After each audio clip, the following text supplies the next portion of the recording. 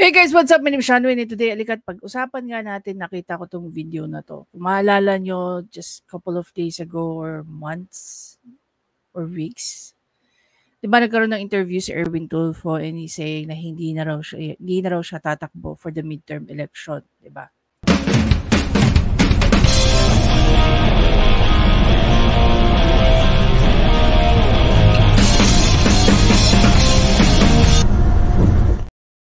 There you go. Okay. Just so you know guys, no? Si Erwin Tulfo po ay nominee ng kanilang party list, which is ang ACT-CIS.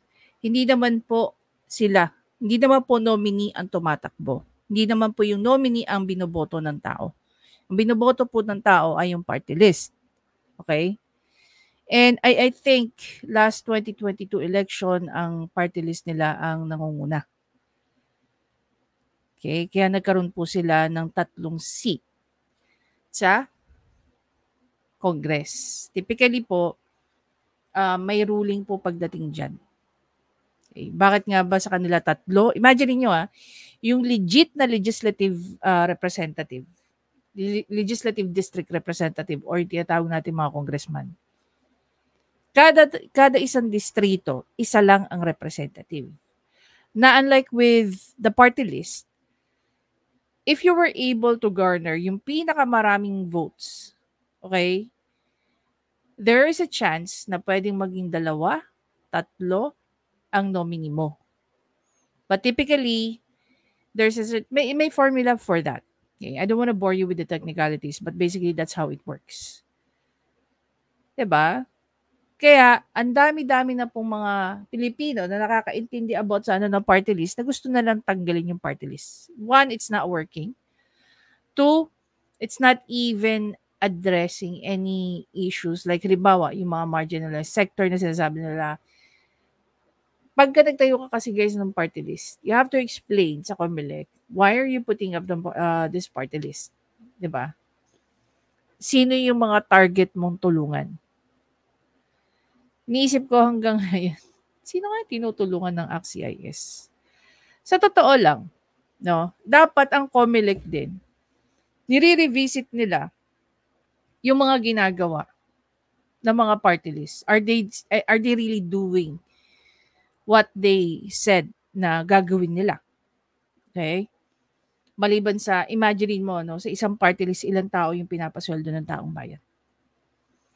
Because these people, we may call them nominee, but they are considered as congressmen. Diba? Lawmakers. Gusto ko nga i-revisit. Tandaan nyo guys, no? By October, magkakaroon na po ulit ng application. No? Ma-open na naman ang application for the COC.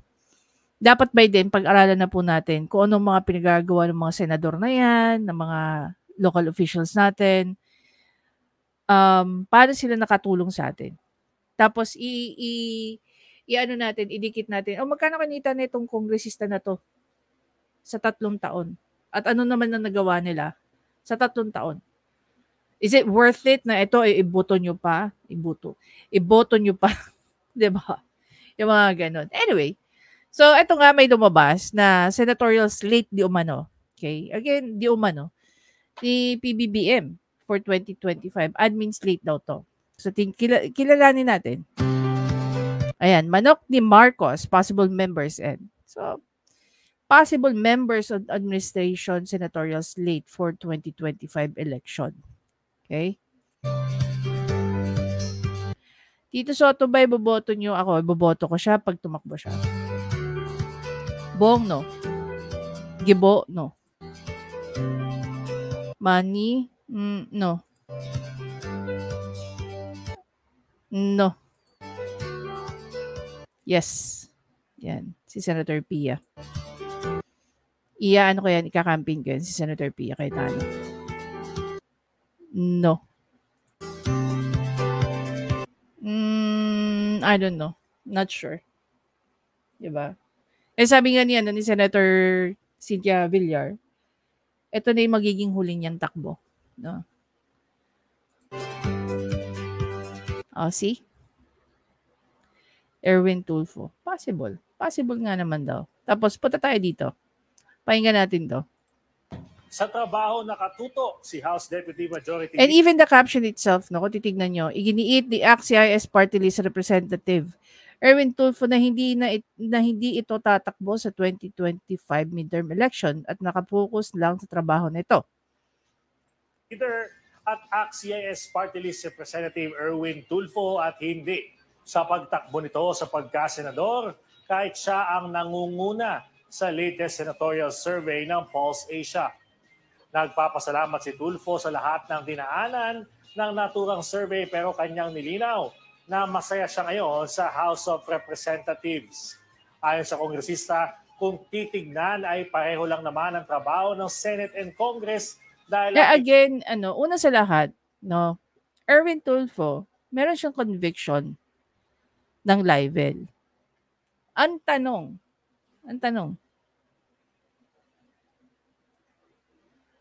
sa dalawang conviction niya ng libel, nakulong ba siya o nagbayad lang siya ng fine? Diba? Kailan siya nagbayad ng fine? Kasi hindi sila pwedeng tumakbo within 5 years, almost right after. No? Pag nagbayad ka ng fine, yung day na nagbayad ka ng fine, yun yung day na na-serve mo na yung sentence mo. Parang ganon. So magka-count ka from that day hanggang sa araw na nakapag, ka na. 'Di ba? Ang hindi lang natin sure kung halimbawa, no, dalawa yung counts of conviction niya sa libel. Ipa-plus ba yung dalawa o it will be treated as two different? So basically, in 5 years, dalawa yung binabayaran niya, kumbaga. No? Na hindi siya pwedeng tumakbo. Again, gaya ng sinabi ko, hindi naman sila yung binoboto sa party list. Ang binoboto yung party list mismo. So pag nanalo yung party list, yan, papasok na ngayon itong mga nominee. 'Di ba?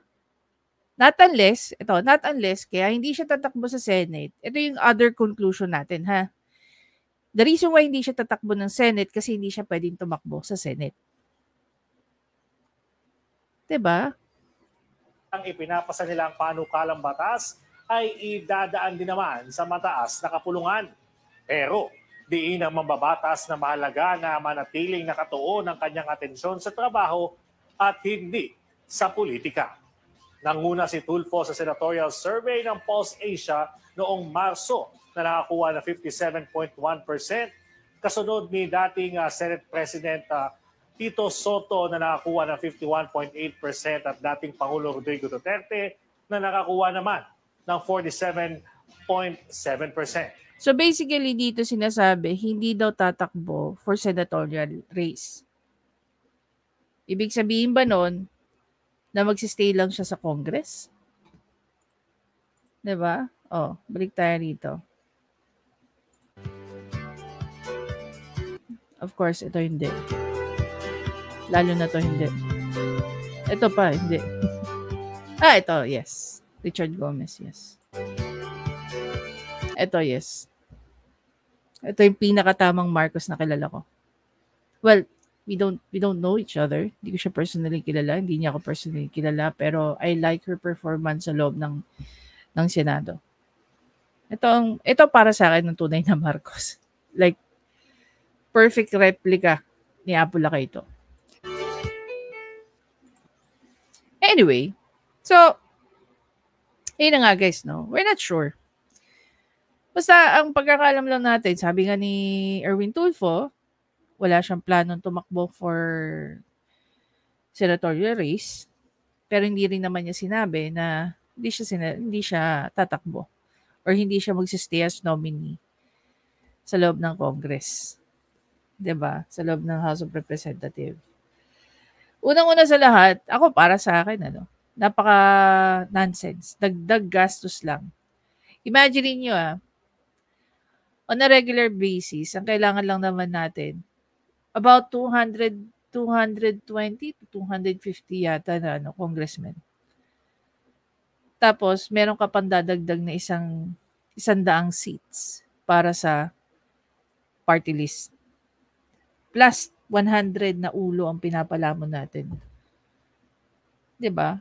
Yung mga politiko, palamunin natin yan. Yan yung totoo. This is something that you need to understand. Lahat ng politiko, palamunin natin. Dahil yung mga sahod ng mga yan, nanggagaling sa pera ng taong bayan, which is nanggagaling sa tax money. At the same time, yung mga nilulustay na mga yan, yung mga kinukupit na mga yan, di ba? I don't have to be very specific. Hindi ko naman din lalahatin. I'm very sure there are people, no, na gustong maging maayos ang Pilipinas. And even doon sa maliliit nilang contribution na maging maayos ang Pilipinas, we should appreciate these people. One very good example itong si so far, sa nakikita ko, si Jonathan Morales. 'Di ba? Kung napanood nyo yung mga sinabi niya during the Senate hearing with Senator Bato de la Rosa, para sa akin, mas may balls pa si Morales kasi kay Bato eh. Ang hindi ko rin lang di maintindihan sa kanya, bakit siya nagagalit sa opinion ng ibang tao?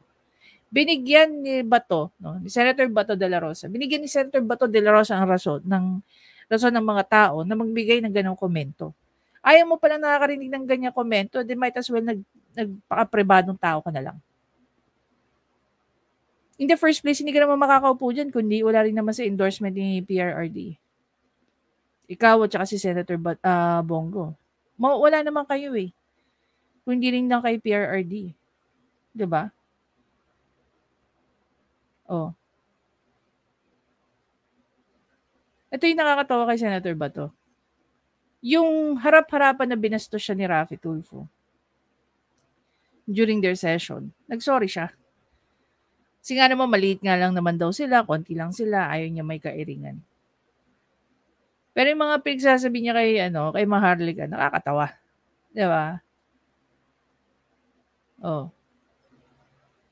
Nakakatawa. Kaya lang naman may sinasabi, hindi lang naman si Maharlika eh. Ang daming taong dismayado sa'yo. Bato. As in. Huwag kang magbait-bait ang kay Raffy Tulfo dahil akala mo i-endorse ka. Kahit siya nga, hindi naman siya nakakuha ng 26 million na boto. And definitely, lahat ng taong bumoto sa kanya, nabudol din. Lahat ng mga taong bumoto sa kanya, definitely, hindi na rin siya iboboto sa mga susunod na araw. Bakit? Hindi nga kayang ayusin ni Raffy Tulfo yung problema natin sa energy eh. Hindi siya lumapit sa Department of Energy at itanong, ano ba pwede kong gawin para matulungan ko kayo? Ano ba kaya niyan gawin? E di mag-legislate ng law. Ano ba pwede naming gawin sa committee ko under sa ng energy para matulungan ko kayo? May ganun ba? Wala.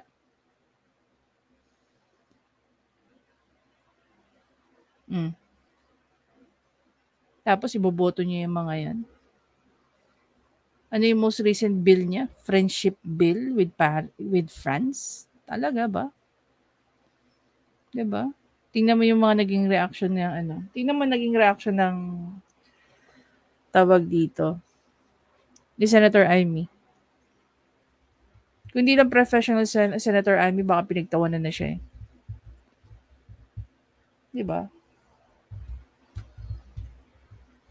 Anyway, so ayun na nga guys, no? Hindi raw iboboto pero lumalabas ang mukha pa rin ni Erwin Tulfo na nasa slate siya. 'Di ba? Again, sabagay, hindi naman din siya yung gumagawa nun, 'di ba? Just to be fair with him. But then again, at the end of the day, wag na lang tayo magulat kung tumakbo siya. 'Di ba? Tsaka dapat by now, no? Nag-uumpisa na tayo mag-profile ng mga ng mga politiko natin. Lalo-lalo na yung mga politiko na na-involve sa mga panggigipit. Mga politiko na nagiging spokesperson na hindi naman kailangan. Tsaka sana guys, no? Itong mga papasok na alam nyo, ito, gusto natin ng mga bagong muka. Fresh faces sa Senate at saka sa House of Representatives. Pero sana pala, maliban sa gusto natin ng fresh faces, Dapat na-scrutinize natin tong mga to. 'Di ba? Hindi ba kayo naaawa sa sarili niyo? 'Di ba tayo naaawa sa mga sarili natin? Na may mga binoboto tayo na there's this one gustong-gusto kong yan eh. Basahin ko sa inyo yung convo namin ni Willing. Ang ganda ng pagkakasabi niya rito eh. Wait lang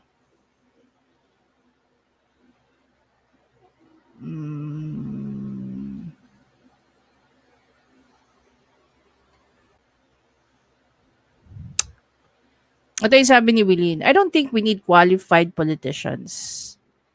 We need more qualified voters. Na itong mga voters natin, no? Yung hindi bumoboto ng tao dahil sikat, dahil kilala, dahil artista. Diba? Kailangan po yung mga binoboto natin yung napapakinabangan talaga natin. Hindi yung binibigyan lang tayo ng 10,000 tapos kumikita siya ng 1.5 million sa kwento ng buhay mo. Diba? Tuwan-tuwa ka na pinagawa niya yung bubong mo, na niya, pero yung kinita niya sa'yo, grabe. Most probably, your video made him another millionaire by the day. Diba? Tama naman si Kong Marcoleta, we should start educating our voters. Because at the end of the day, yung pagkakamali mo, nagsasuffer ang lahat. Kaya magsasorry na ako sa mga kakamping. Sorry. Diba? Pwede nyo lang sabihin sa akin, I told you so. Anyway guys, again, maraming salamat sa panonood. Please don't forget to subscribe, like, and comment yun na rin ang inyong thoughts tungkol dito sa issue na to. Sa tingin nyo ba talagang hindi tatakbo si Erwin Tulfo this coming midterm election? Sa tingin nyo ba, ayaw niya lang talagang tumakbo o may rason kung bakit hindi siya makatakbo?